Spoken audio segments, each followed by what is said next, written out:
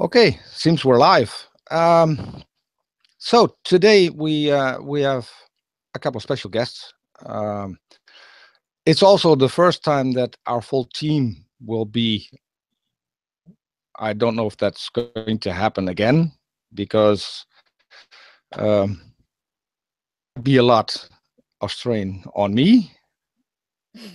I found out before we went live, but we'll see. We'll see how it goes. So we have Charis, Molly, and our guests tonight are John, Godless Engineer, and his girlfriend K.C, who gladly accepted my invitation to be on camera. So we're honored that way. Welcome, guys. Thanks for having us here. Yeah. Yeah. Okay, so we spoke earlier this week, which actually was a little bit stupid because I asked a lot of questions already. Go over the same stuff tonight, but yeah. First of all, I haven't heard of my co-host yet. Molly, Charis, can you at least let people know you're here? We're I'm here. here. Hi. Okay. So what I was curious about is how did you get on YouTube doing what you do? What was your main reason? I originally, kind of started out on Facebook, and I created a page because a number of my comments kind of made a lot of my family members mad, and a few of them had actually unfriended me. And in order to try to keep some semblance of peace, because I was diverging heavily from the rest of my family, I created a page. And I remember I was at work one day, and I was in between working on some software projects, and I was just sitting there, thinking about what I could, name my page or whatnot. And I think I tried Atheist Engineer at first, but I was like, yeah, there's so many Atheist X or X Atheist kind of pages and personalities out there. I wanted to be a little different, so I just said Godless Engineer, because that's what I am. I'm an engineer. I'm a software engineer, and I'm godless. Hmm. So that's where I started out, was Facebook, and I just started putting together some very rudimentary like images and stuff. And from there, as time went on, my page got over 10,000 followers, and somebody I remember pointed out on the page that, like, well, you're hiding behind some kind of page. You're not even going to show your face. And so I'm like, I don't care about showing I'll show my face. I don't really care.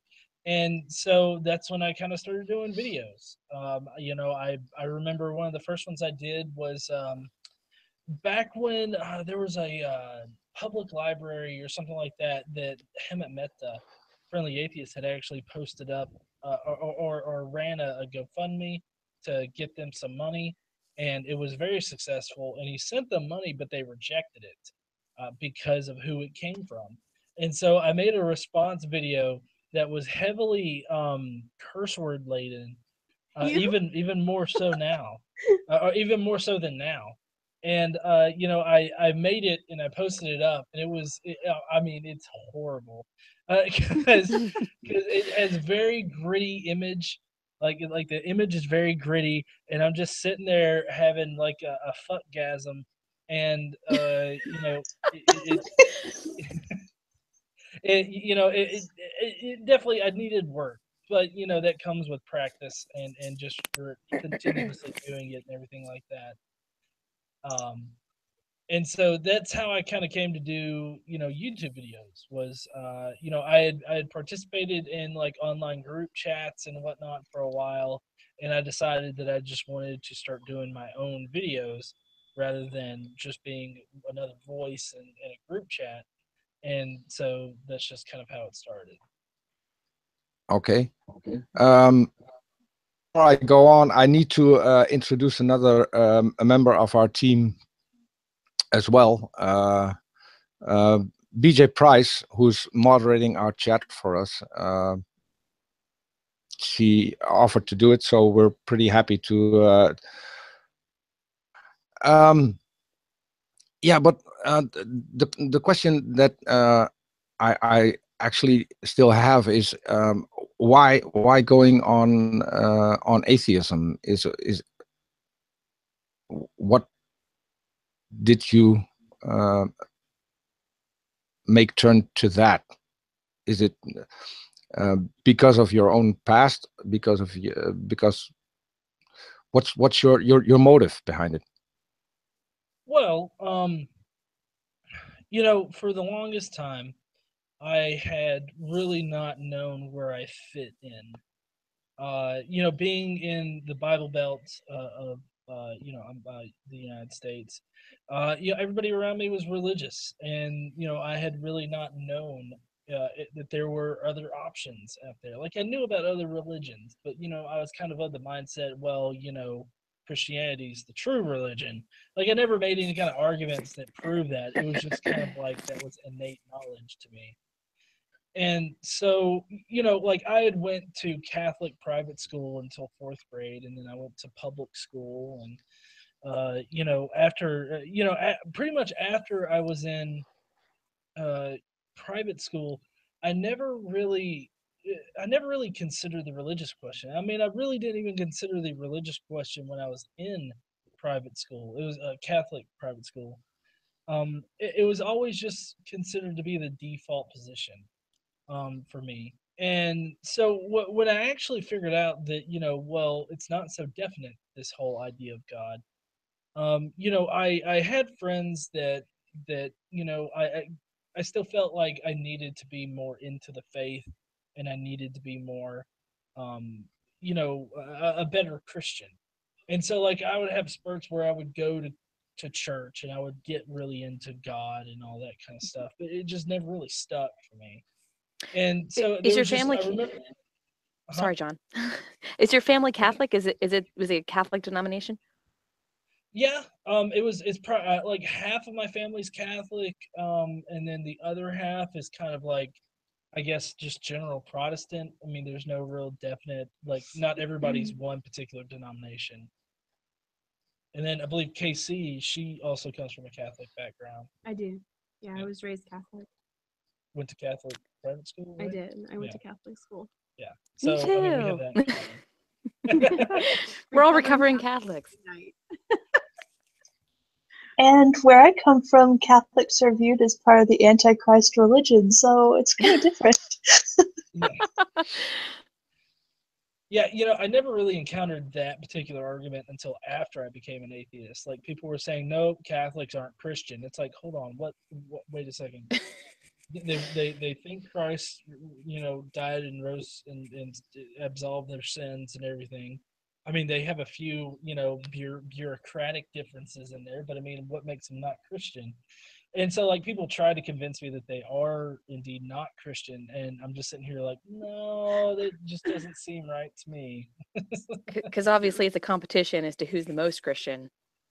Exactly. Yeah. I mean, whoever can be the best Christian, that's the one that's going to be able to get through the gates of heaven. I think a lot of the argument has to do with Mary, because it was seen as Catholics are praying to Mary and revering her as almost godlike status and everything. And besides just the supposed blasphemy or heresy of promoting somebody else besides God to almost godlike status, there is the uncomfortable fact that she's a woman and they'd rather just step on women than not. But they more than make up for that by excluding them from the priesthood. Well, that's true. Yeah, that's true. But I also know that a big contention with them is that, you have to like confess your sins. Like you don't just go directly to Jesus. You got to confess your sins to a priest. And I know that's one big difference between Catholics and Protestants, is that Protestants believe that you can ask Jesus directly for forgiveness rather than having to go through some kind of mouthpiece. Which, I mean, that sounds really dirty considering that I'm talking about Catholic priests. But so anyways, living in the South, I'm surrounded by religious people all the time. My family is completely religious. And when I remember the night that I actually, not really so much flipped my switch to being an atheist, but realized that I wasn't a Christian. It was right after a softball game that I was playing with a few of my friends for their church, ironically. And one of my friends said, like, look, if you don't believe in the Bible completely as literal word of God, then you're not really a Christian. So it's either one or the other. And so I'm just sitting there like, I can't say that the Bible is literally true on every aspect. Like there were several things in the Bible that are just completely wrong. And even then I knew it.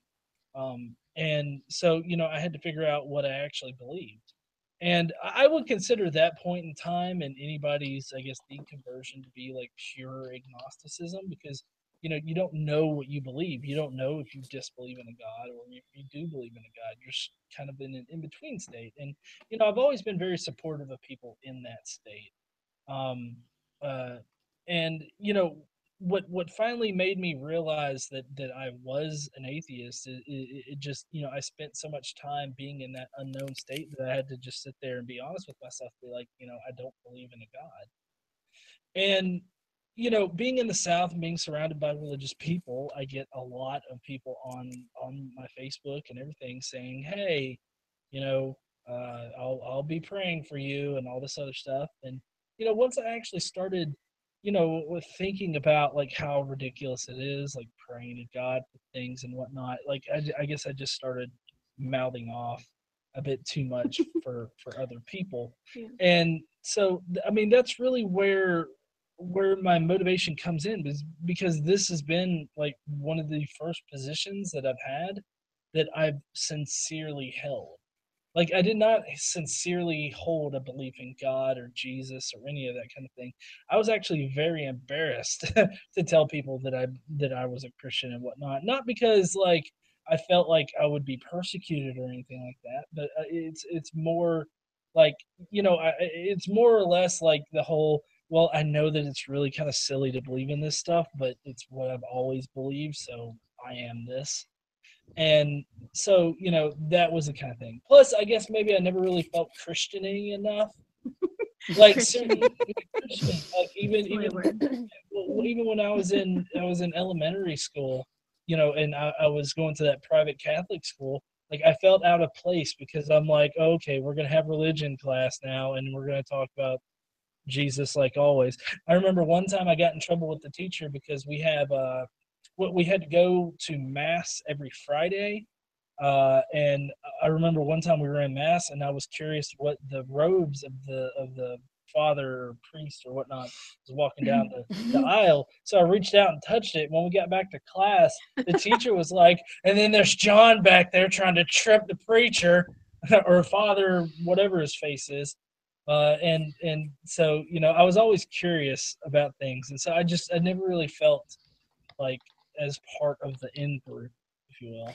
I always Yeah, got they in don't trouble like for asking questions so much. Yeah, I got in trouble for asking questions all the time. Well, see, I guess when I was a kid, I never really wanted to make waves. That was another thing. Oh, I didn't give a fuck then, just like I never That's awesome.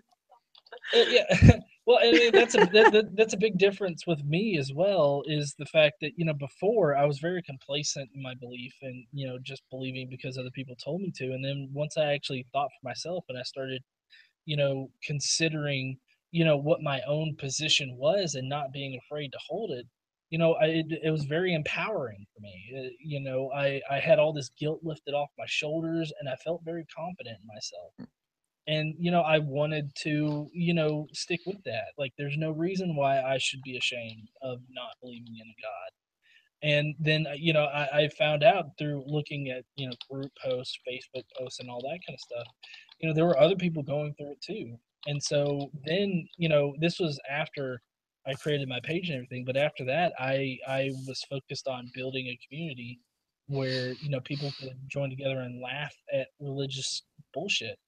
And I wanted people to know that they're not alone. Not that people didn't know that atheists were a thing or that we were growing or anything like that. But I mean, there are still a lot of people out there that are in communities where they can't, espouse their real opinion about things. They can't be honest with, their family or friends. And so I wanted to, put forth a very strong and confident, part of myself, so that people could be emboldened themselves in their non-belief. I wanted them to not be ashamed or afraid. And so that's my main driving force behind it, is I want to inspire people to not be ashamed or afraid to not believe in God. Hmm. Yeah, I think that's a completely different approach than we have. We're more interested in at least trying to have a conversation with those who do believe. And well, my main goal is to make people think. I hope my guests will make me think. That, for one, because I grew up as an atheist in an atheist country, in an atheist community. And so first time I went to church, I was, I don't know, 15, 16, thereabouts. And that was also a Catholic church, a Catholic service. A friend of mine had a wife who was Catholic, and she passed away, so they had a service for her. And that's the only time I've been in any kind of a church service in all my life, and I'm 55 now. So And it was weird, wasn't it? Well, it was, on the one hand it was weird, but it's Catholic, and well, Catholics have a lot of drama going on when they have a service. There's a lot of stuff going on, but to me it also was for the people who were left behind in a strange way. So I wouldn't say it was all bad. Yeah, that's a funeral service. So and I think that's different from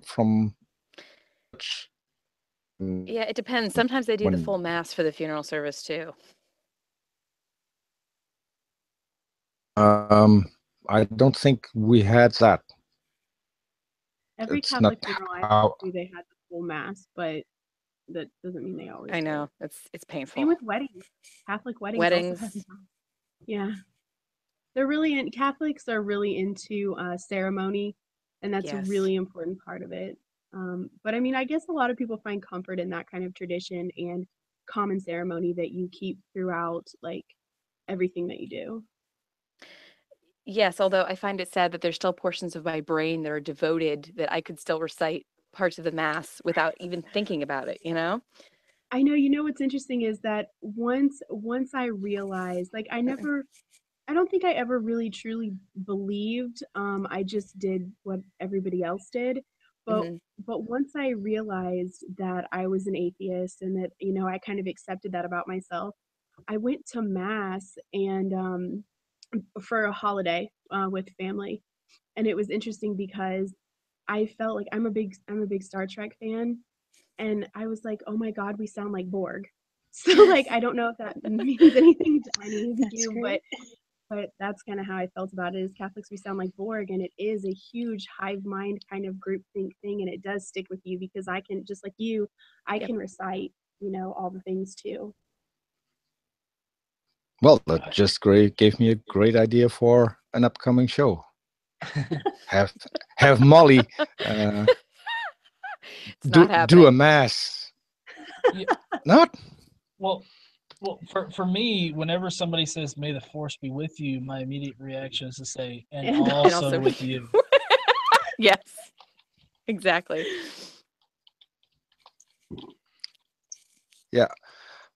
So yeah, but to me it's all still alien. I got drawn in by Kent Hovind. I stumbled on his video, 100 Reasons Why Evolution is Stupid, and my jaw dropped, and there's still a dent in my coffee table where it dropped because. Is that the video that Logic is still working on? Because I know he's working on that was what an that was the one. video. Yeah. He did the series on that one. Yes. So I was stupefied when I saw that, and that was. I was on Twitter before. I didn't use it, but that's when I changed my handle and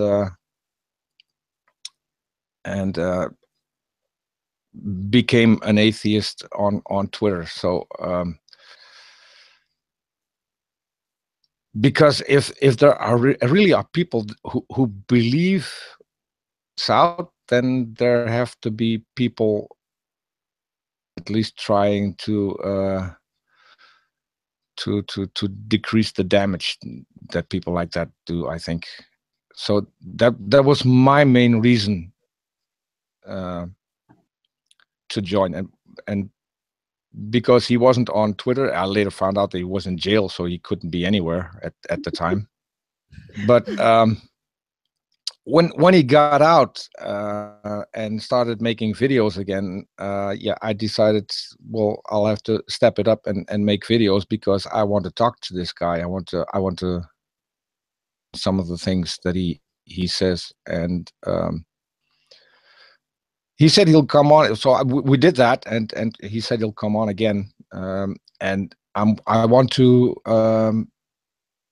do pretty much what Logic did as well, but I want to do it one-on-one. I want to confront him with a couple of things he says in the video, and then with him present, and see how that goes. So yeah, I know that he's done a couple of debates with King Crocodile, and those have gone over well for King Crocodile, not for Ken. Not sure. Yeah, well, the best I saw was with Bill Ludlow. He completely demolished him on human evolution. I saw that one because I thought that was awesome. But I don't think I've been able to see that one yet. You'll have to watch that one. Okay. Because he really had all the facts, and Hovind didn't have anything to refute it. So that was yeah, that was, if for all the debates that I've seen, and I've seen everything that Hovind has put out, because I got hooked on a guy and I'm still following him. what he puts out. You know, he actually he's trying to build his whole dinosaur park here in Alabama. Yeah. Yeah, and you're close. Go visit. Oh, we will. We were supposed to go to the Ark in Kentucky. We just haven't made it yet. No, and if we don't hurry, it's going to be, closed down, right? due to insufficient funding. Oh, that would be terrible, wouldn't it? It would actually be really bad for the area around it, given how much tax money has gone into it. It would. I mean, it's not like it's doing a whole lot for the area that it's in right now as far as like economic growth, but it would hurt it if it closed. Honestly, that's really state depressing. should just repurpose it into like a homeless community or something like Yes. that. They need to repurpose it. Anything really. Doc in the comments says they should turn it into a casino. I agree, Doc. That sounds like fun. I would agree turning it into a casino if the funds like garnered from it were used for like the local area, like schools and stuff like that. Which, being in Alabama, everybody's afraid of using like gambling funds to fund our school system, because apparently that means Jesus is going to leave the schools and Satan's going to come in and totally dick us over and teach kids how to play poker. Nobody wants to see Ken Ham topless. What? For people who don't know where that came from, it's from the chat. That was sort of random, but no, I don't see him topless. I'm just so horrified. any one of you watched the latest Apologia video by any chance? What's the Crap. latest one? Yeah, what's the latest one? Did you put one out this? I don't know the title, but it's another ham and eggs show, and he actually has the sexy Ken Ham Halloween costume in that. So Oh God. he beat Paul everyone to it. awesome. Apologia is He amazing. beat everyone to it. And yeah, I still can't watch his videos. I follow Strike as well, and they had a conversation about Paul's YouTube videos and about the intro song. I still hear it as it used to be, or do you hear it as the famous? I think it was Artemis Brain Sample who. Because if you listen carefully, what are they singing? Well, I remember. I mean, his little intro is ham and eggs, ham and eggs, And then ham and eggs. yes, What? yes, Sketchy. and the what are they singing there? I have no idea. Next time you listen, look for flip 'em fuck 'em. They're not Yeah, no, that singing makes that sense. actually. Fuck 'em, ham and eggs. So BJ Yeah. says it's flip 'em. Oh, Peter's going to 10,000 subscribers after this. Right? Well, no, it's not my fault. I have to give credit to I think it was Artemis Brain Sample who said it out loud on Sidestrike's channel, and ever since he did that, I can't hear anything different anymore. But yeah. Sorry, we were looking at the comments. We're shining. Distracted. Yeah, my bad. That was my fault. I Hi, said- Jen. Hi, Jen. I With actually, one N. Yeah, Jen with one N, but I spelled it with two for whatever reason. There's a lot of gens around. Well, it's a very lovely, popular name. Yeah. Well, I have a couple of them following me. Jen with one N is frequently present when we do a show, though. So She also follows Godless Engineer too, so we're familiar with her. I think a lot of the people who are following are mutual followers because we put out.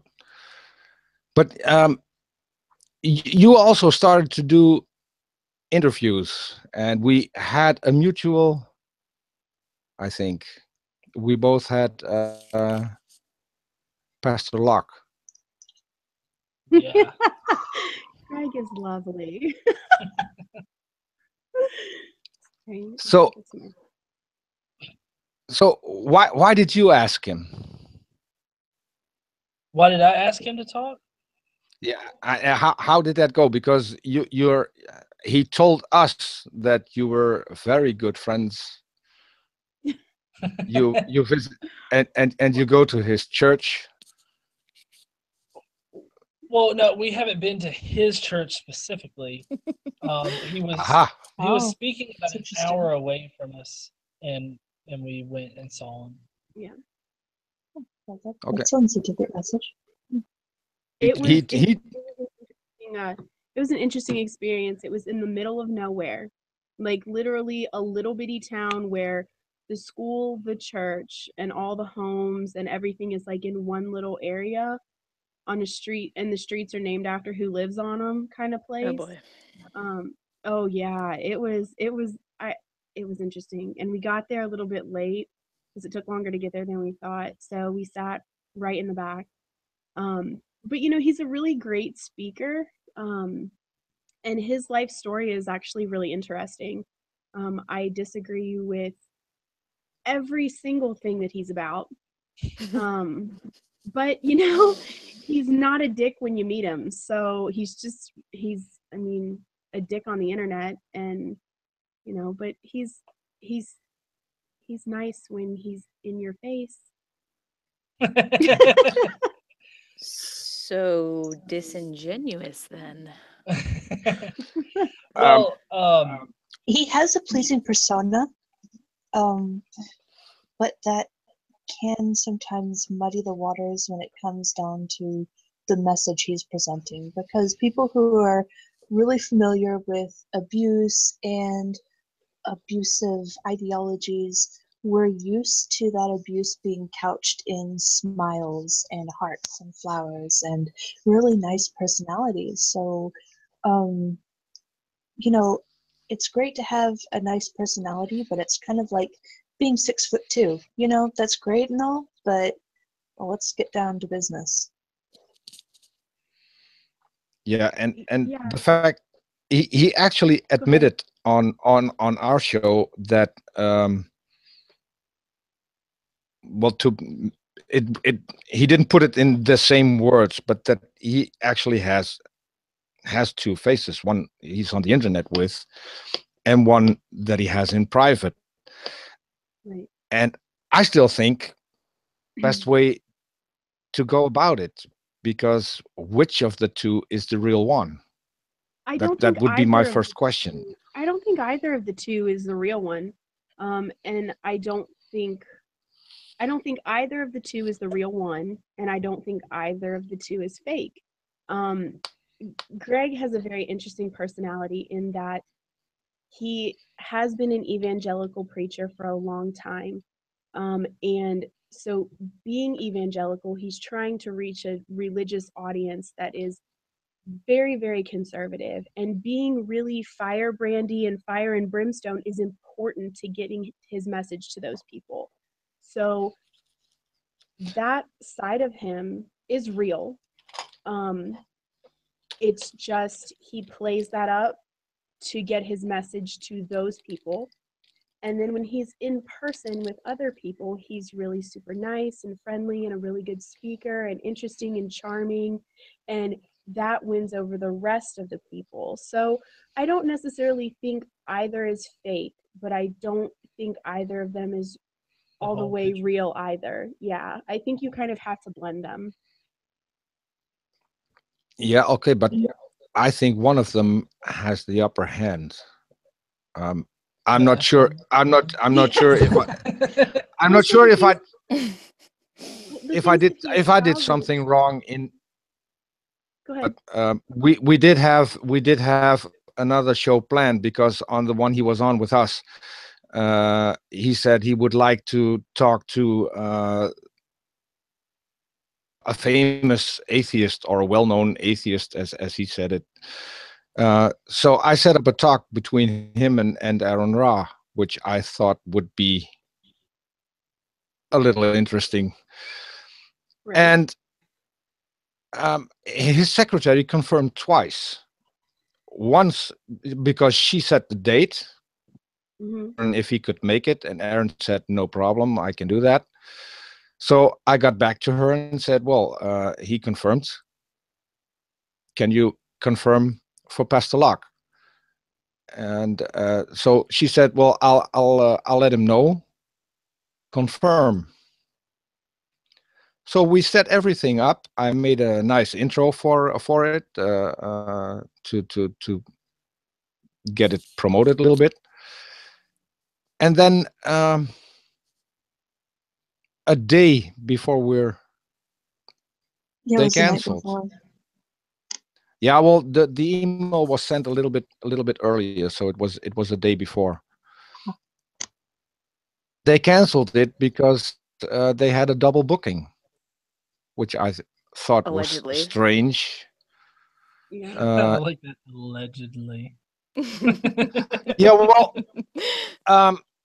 I didn't hear anything from his assistant, so I found out his private email, and I sent him an email, private email, and I got a response from there that there was a screw up between assistants. He seems to have two assistants, one for private things and one for church stuff. He does. And Sounds bad, Peter. they didn't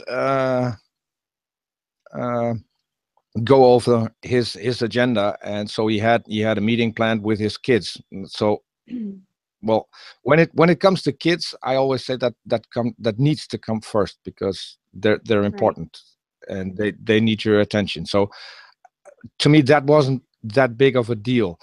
The fact that they told me they would get back to me the original date, I thought was a little problematic. The fact that we're now later and I still haven't heard anything, I think that's not the nicest thing to do. And the email I got back from Pastor Locke also, he requested this.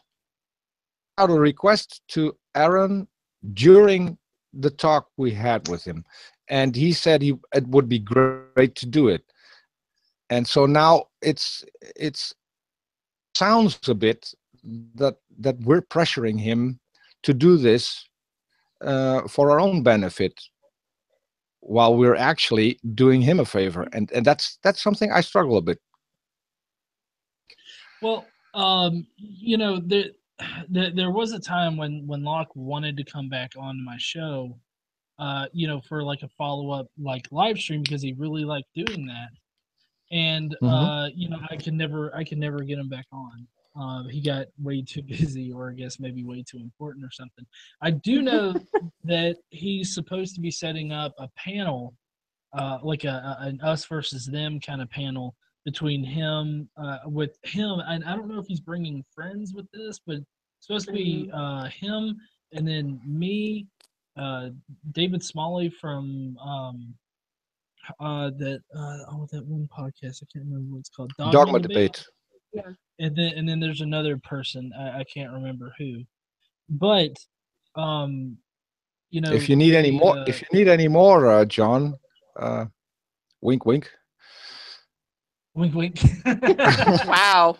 Well, it's not like an online panel. It's like in face to face. Yeah, it's in person. Yeah. That that'll be live would be streamed on his difficult. page, apparently. Yeah. And I mean, he is the one who wanted to set this up, and he keeps saying, hey, my secretary is going to call you this week. My secretary is going to call you because I really want to get this set up and do this. So I don't think it's personal. I wouldn't take it personally that he hasn't gotten back to you. I just think he has more than he can handle. His staff has more than they can handle. Their church is really small, like really, really small. And so his following on YouTube and all of that stuff, I don't think anybody was really ready for, and I don't think they really know how to handle it so much. So I wouldn't take that personally, but I also do think he's a little bit cowardly, frankly. You know, he likes to do things on his terms, and he likes people that agree with him. And if you don't agree with him, that's fine. But I don't know. I don't have an extremely high opinion of him, frankly. Well, I mean, I like Locke. I really do, because of the fact that he's not afraid to, you know, confront people and whatnot. I mean, he kind of has gotten a little bit of a big head. I understand that he's a pretty, you know, busy guy, but at the same time, like I really try not to let myself get a big head. I've never really considered myself to be too important or anything like that, or like anybody was, you know, not popular enough or too beneath me or something. Like I can't ever see myself like feeling that way. Like I feel like everybody has a voice, and everybody should, you know, should have their chance to you know, talk and use their voice. So you know, I think I fully agree with you. I think I fully agree with you on that, because we're when it comes down to it, we're all people, and where you stand in society, well, that's great, and you can use that, and you can make good use of it, and you can make bad use of it. But you're still a human being, and you're nothing more or less than anyone else. So I would fully agree with that. Yeah, and I mean, I think I've really lived up to that because, you know, I have a lot of interviews on my channel with people that are, you know, largely unknown. And it doesn't matter if they are well known or not; they still have a story to tell. And you know, it's mainly been you know, interviews that have you know, people like that in them. Um, and but I still think that those are great interviews to have because it, you know, it highlights, you know, that everybody goes through these kind of things. You know, everybody goes through the stigma of being an atheist, and you know, I just don't ever see myself getting to the point where I'm like, well, you know, I really only do stuff with people that have like 30,000 subscribers, and you just don't meet the bar. Yeah, or you have to pay It's- me to be on my show. It seems to me that some of those lesser known stories would be almost more valuable than the better known ones, because it's, you know, it's a completely different perspective from somebody that's approaching it with a little bit of notoriety. Well, yeah, and the better ones you hear all the time. Like they're the same ones you hear over Exactly. and over. So yeah, I agree with you. Yeah, I remember there's this one interview on my channel that's with this girl named Albany. She was in the whole New Age scene. Like she grew up in that scene and everything, and then she left, and she became an atheist, but she's a pro-life atheist. So it's kind of a weird situation there. Which just goes to show that, you know, we're not all, you know, on the same page. It's not all on this, you know, it's not a specific set of beliefs. It's a, you know, spectrum, just like everything else. Right. Well, I think that's what separates atheism from religion. Is, I mean, besides the fact that we don't believe in a God, we don't have a specific dogma or doctrine. We don't share the same beliefs. The one belief that we all do share is that there isn't a God, that we don't believe that there's a God. Besides that, we diverge significantly in our beliefs. And I think that that's important to remember when it comes to the atheist community, is that, you know, we are different. And just because someone doesn't believe the same thing that you do, you know, politically or socially or whatever, doesn't mean they don't have any kind of value. Mm-hmm. Yeah. Yeah, and I think it's those views that, you know, make the community what it is. It's you know, and I think we have the capacity to accept those in a way that maybe religious communities don't. And you know, honestly, that's kind of been highlighted here recently in the community. You know, of the whole idea of purity tests that you know, people are requiring of others in order to, I guess, represent atheism at conferences and whatnot. And I mean, even then, that's a stretch to say that any one person represents atheism. But I can see where they're coming from at it, and it's still the fact that we have a vast, you know, spectrum of different political and sociological beliefs, and you know, to try to attach some kind of purity test or to attach one set of like political beliefs or anything like that, or political leaning, I think you know, is a purity test for being in the atheist movement or being in the atheist community, and that's supposed to be one of those key factors that separates us out from religion, is the fact that we have such a wide array. Right. Though, if they do want to continue accusing us of being religious, I'll go ahead and take the benefits for that. Yeah, No certainly, taxes. certainly. Yeah. And, you know, that nativity scene that they say isn't religious but is cultural, I'm going to take that baby Jesus too. That's my Somebody baby says that Jesus. the nativity isn't religious. Who says that? A lot of people who want to put the nativity scenes on government property, their only when big it's Really? convenient. Well, yeah, how is their it big not? argument. Like, They say it's part of our culture. It's part of our Well- cultural history, our heritage, and it's not strictly religious. Therefore, I've got my own atheist baby Jesus. Well, That's funny. well, yeah, they've been using this same argument not for Christian crosses too. There was the most recent one was in Florida.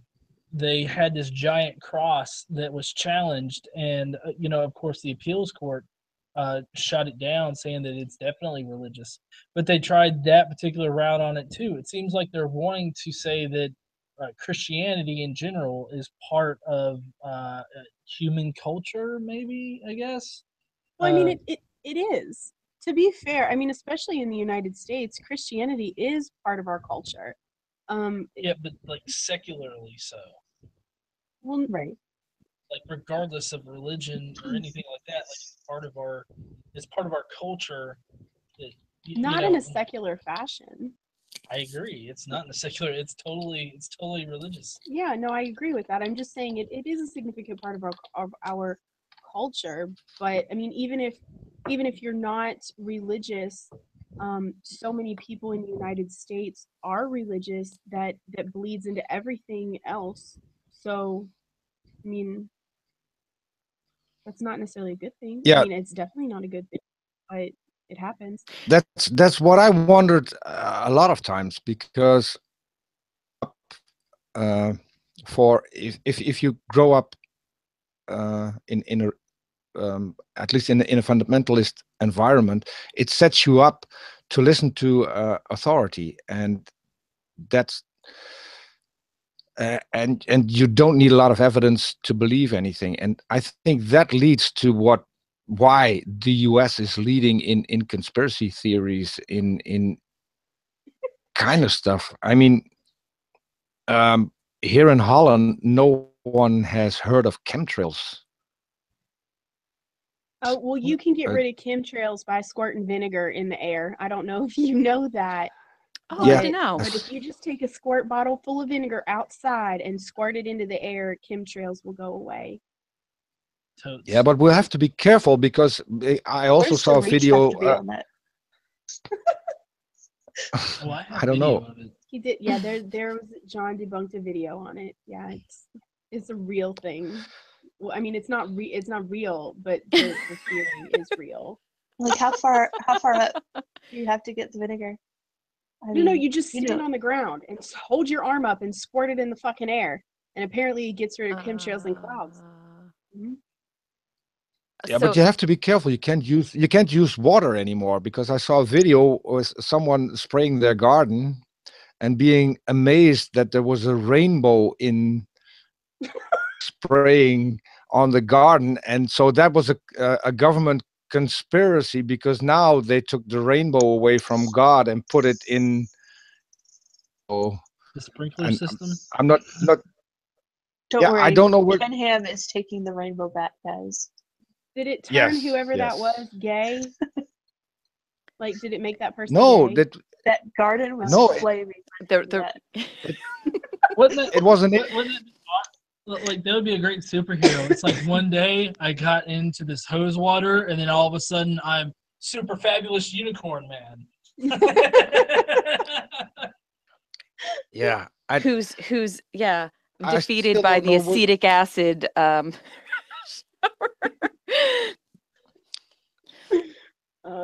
I still They don't know make where she was going with that, but yet so the ideas that are they're amazing. Some are amazing, I think. I still blame that on religion as well. If your standards for evidence are that low, I think, and If your knowledge of there's refraction is that low. yeah, and the yeah, just basic scientific principles. yeah, basic science. but also the double standards. Charis and I have been talking about doing a show on double standards, because we're seeing those just in our Twitter conversations. And I've seen that last night with do you guys know Stephanie Thomason?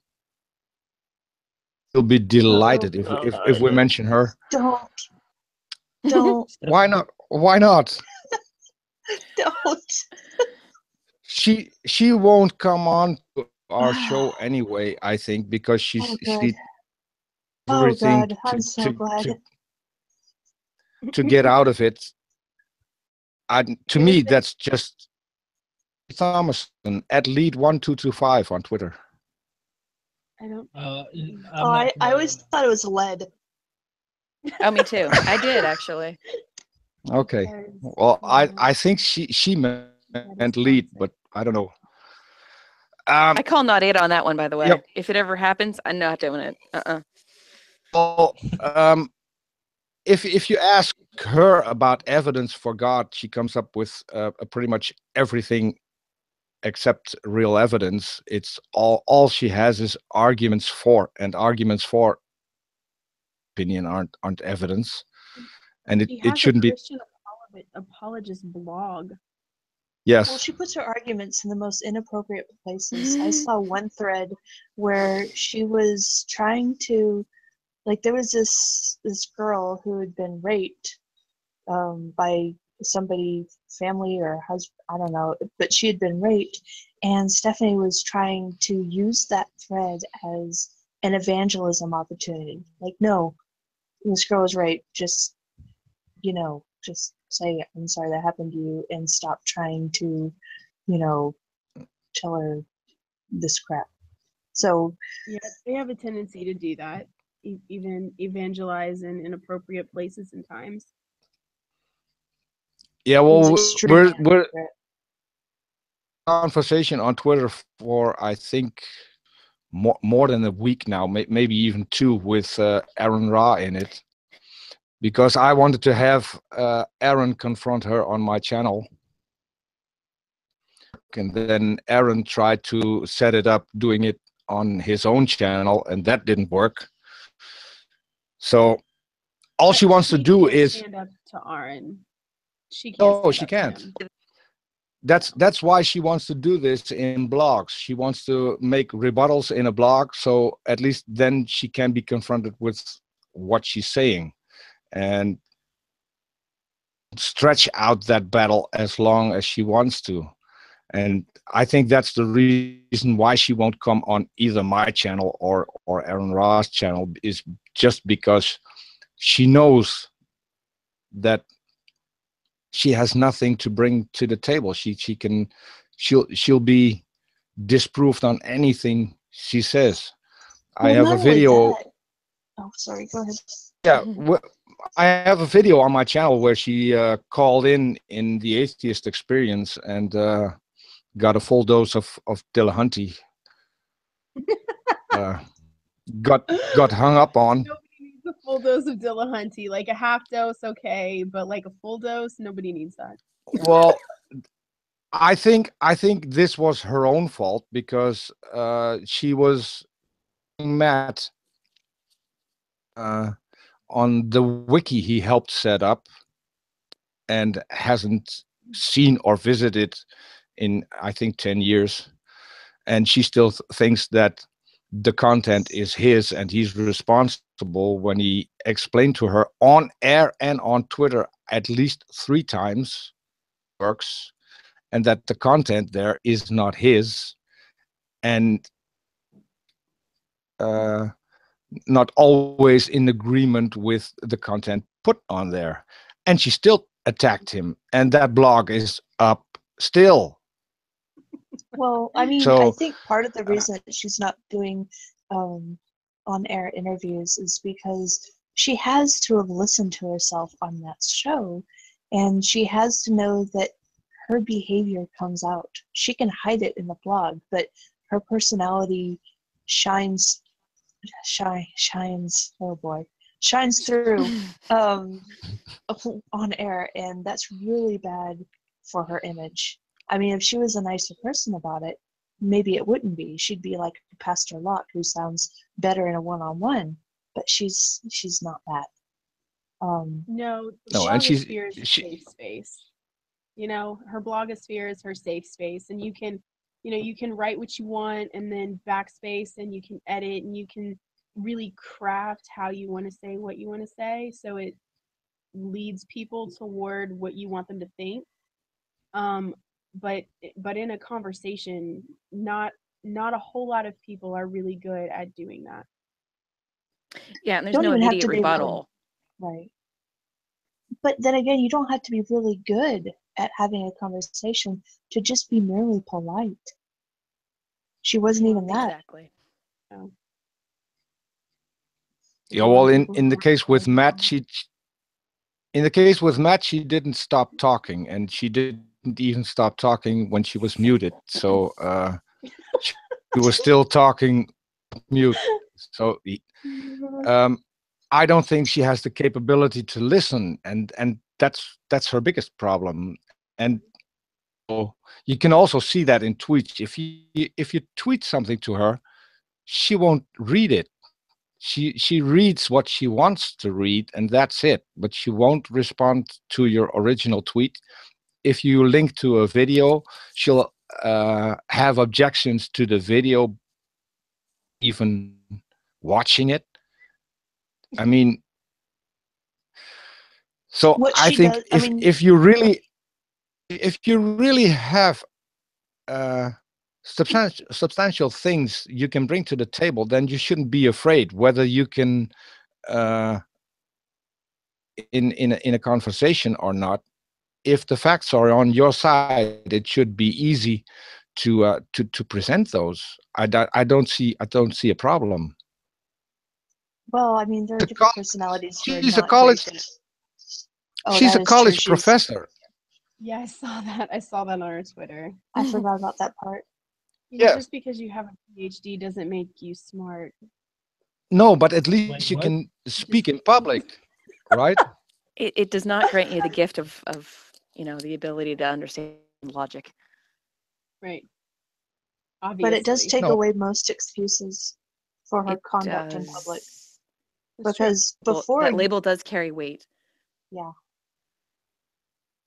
I mean, before you might be able to give her a pass, well, maybe she's just not a people person, she's not used to talking in public, etc.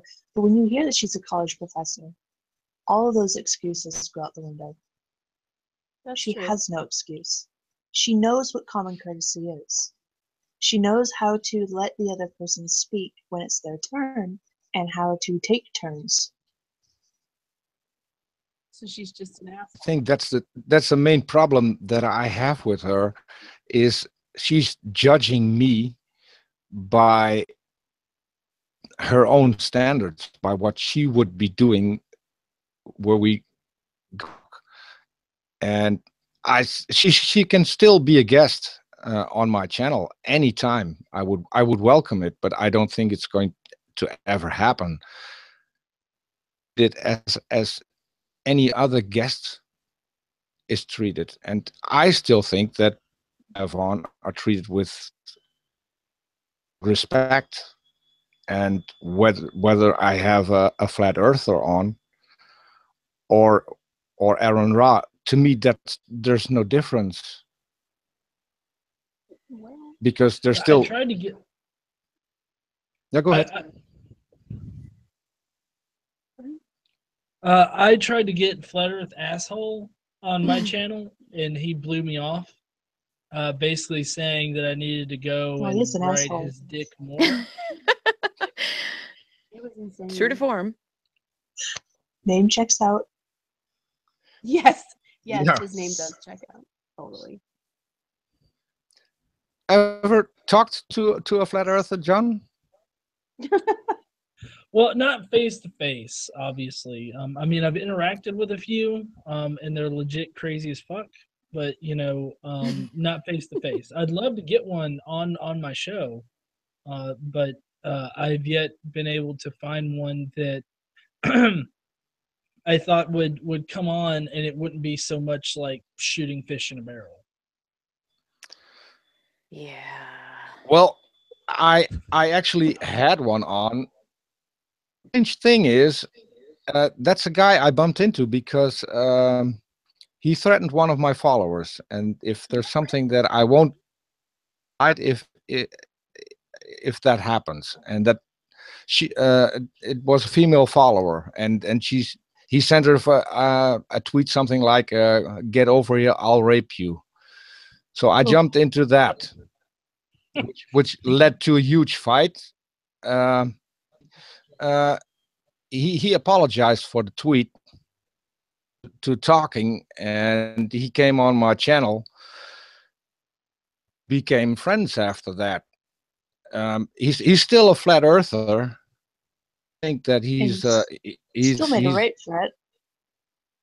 no no he that was just a stupid thing of him to do. I'm convinced that's not what he's like. I've had some offline conversations with him as well. So he's actually a really nice guy, but on social media, which I think is not that hard to believe if you're openly a flat earther and openly telling people that you can use the power to make prophecies that will actually come. But he's a real nice guy, and he's sincere in what he believes. I understand that he has shown you a nice part of his personality, but anybody who behaves like that with a woman and makes those rape threats to her but shows you a different side is not actually a nice guy. I'm just putting that out there. I really think this was something that someone who's stupid does social media just because you're sitting somewhere and you're just typing out tweets. I sit here and type out tweets. The way he's definitely, I would grade him as a personality. I would grade him over Locke, if I had to say it. Mean that I think that he lacks a lot of education, but what happened to him in life and how it happened. So that would be the private part that I can talk about, but at least I was convinced that what he did wasn't him. And since it's, I think, 2 years later and still bugging him that he did it, that makes sense that he was real when he told me that he regretted doing what he did. But the fact that people really sincerely can believe that, I mean, there are a lot of trolls out there as well, but the fact that there are people that really believe that, to me, that's a big warning sign that they should be able to get better education. And I think when you look at education in the US, that's just to other countries. Well, I they're think not that too many receptive. Oh, all at the same time. Okay, Molly. Oh, not me. Okay, so Molly. I was gonna say if they're willfully ignoring evidence, I don't know that falls to genuinely. I don't know. Because and yes, it's partially an education issue, but if they're doggedly believing something, then obviously they've quote unquote looked at the evidence, but when presented with something else, they should be able to incorporate that as well. Yes, but isn't that the same with religion? Exactly. So here's the hard part, is in the United States, like, well, I mean, anywhere really, indoctrination is a bitch. So like people who, I understand at a certain point you're responsible for yourself and your own beliefs, but when you've grown up being taught certain things that aren't true by people that you genuinely trust and care about, and then getting away, like breaking out of that indoctrination and accepting things that you've been taught aren't true, that's really hard. It's really hard for people.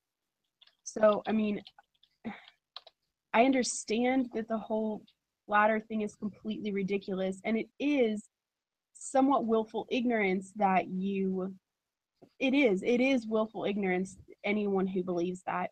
But I guess I just kind of have to look at it from the standpoint of, this person has been taught that, obviously. Well, maybe not everybody, but people they believe that for a reason, and a lot of times it's related to religious indoctrination, which can be extremely powerful and extremely emotionally abusive, and really keeps people down, frankly. So it's not shocking to me that there are people out there like that. It's just hard to get out of. I wouldn't say that it's necessarily willful ignorance on the part of everyone. Coming from a fundamentalist background, I did believe some pretty out there things, not flat earth, but some equally idiotic things. And the reason I could not believe the facts was that we were taught that the sources that those supposed facts were coming from were, from basically the devil himself. When you think that they're just pumping out deceptions that are designed to get you to move away from scripture, when you're told that these are lies, you're not like looking at them as fact that you have to reject. You're looking at them as lies. You don't know that this is fact. You believe that it's a lie. You believe that round earth is a lie. You believe that much of science is a lie. You are ignorant, but not necessarily willfully so. Yeah, and I can see that. Agree. Go ahead. I'm sorry. Well, I would agree that it's possibly not, willful ignorance on like 100%. But I mean, you also have to take into account the fact that people are looking to like B.O.B. And Jenny McCarthy to get their scientific information. Not that they can't have scientific information, but when their scientific information is so against what all the science tells us, and they don't have any evidence, like that is where you should be like, this seems a little fucky there, Bob. But I don't think it's for information as much as it is for confirmation. Like confirmation bias. Like people who already believe those things, they're like, look, this super, celebrity person who obviously is an authority on this particular topic, agrees with what I've been taught. So it's more of a confirmation, I think, than information from that aspect, at least in my opinion. It is. And actually that anti-vaxxer thing is one of my particular major issues. So Jenny McCarthy is sort of a black sheep for me. She's your best friend, isn't she? Oh yeah. I feel like when you say scientific information, we should be using air quotes. In fact, I was when you were saying that. Have you read her books though? She is hilarious. Like before the whole anti-vaxxer thing started, she wrote a couple of books that were like parenting books, Belly Laughs and Baby Laughs. Have you read those? Not particularly. I do know of them. I have not read them entirely. No. They're hilarious. So like, I mean, but that was before she got crazy somehow. Or maybe she already was crazy. She just didn't want people to know it. I'm not really sure, but the books are well, good. It's almost like she got a platform and then decided that she could foray into things that she's not actually like you're talking about like potentially, vast human harm here. Which if you want to write, engaging parenting books, fabulous, but maybe, realize that your scope is somewhat limited when it comes to talking intelligently about this stuff. Right, I agree.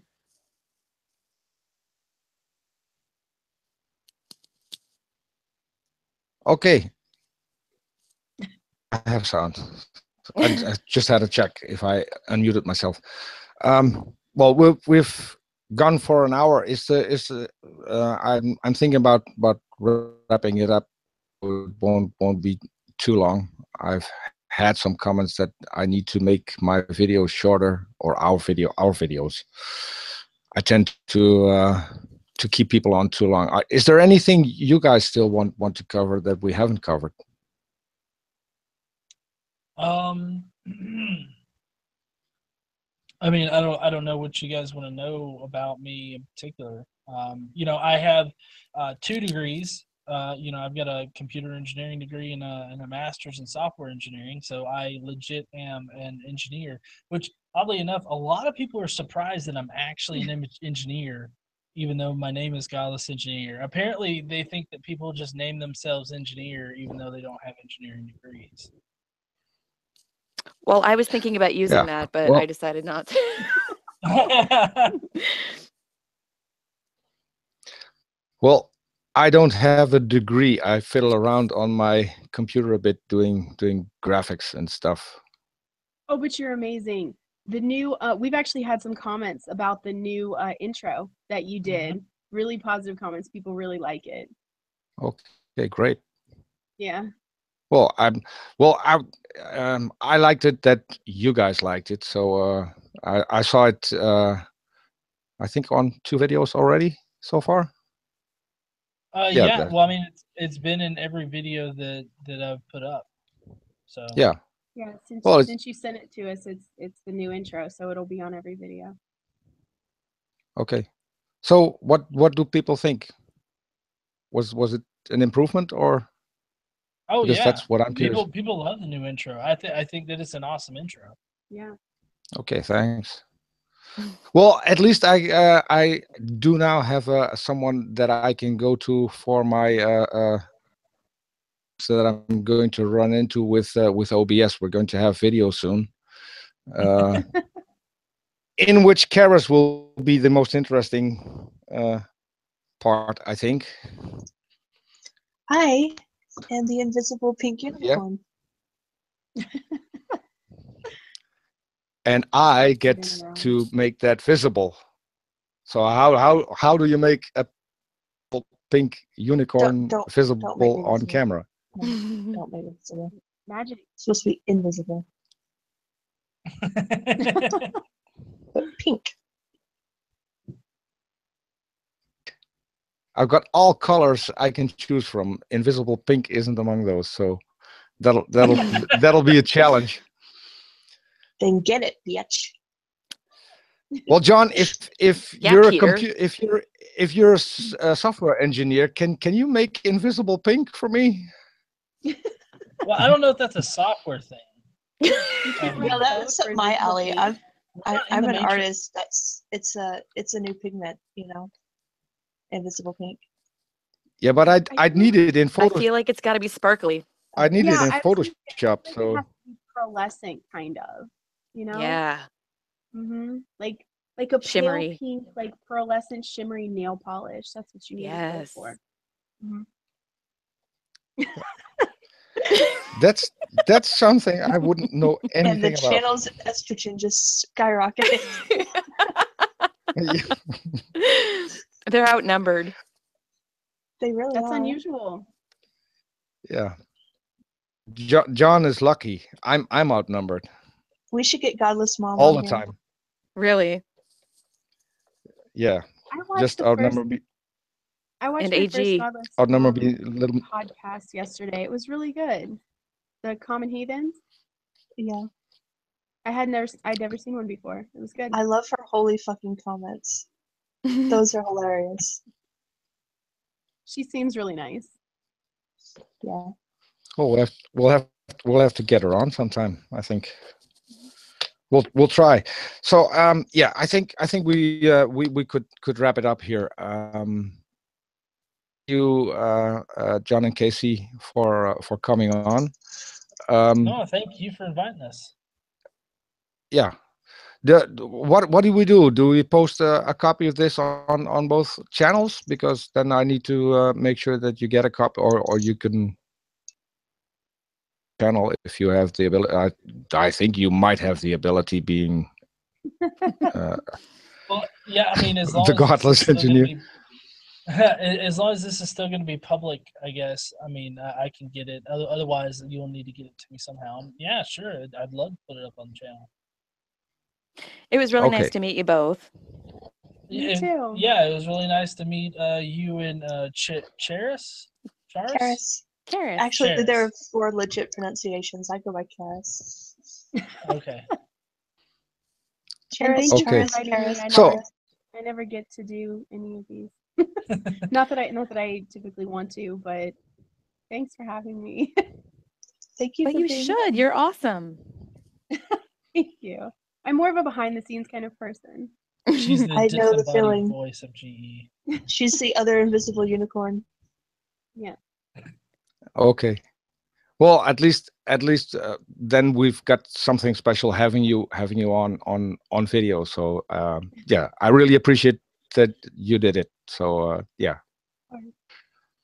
Okay, I want to thank the people in the chat for listening. And well, if you haven't subscribed yet, please subscribe. And we see you all later today. I was told to use the correct name, Max Kolbe. Ask him about the name when I talk to him. Okay, thanks all for coming, and we'll see you next time. Bye-bye. Bye, guys. Bye. Bye.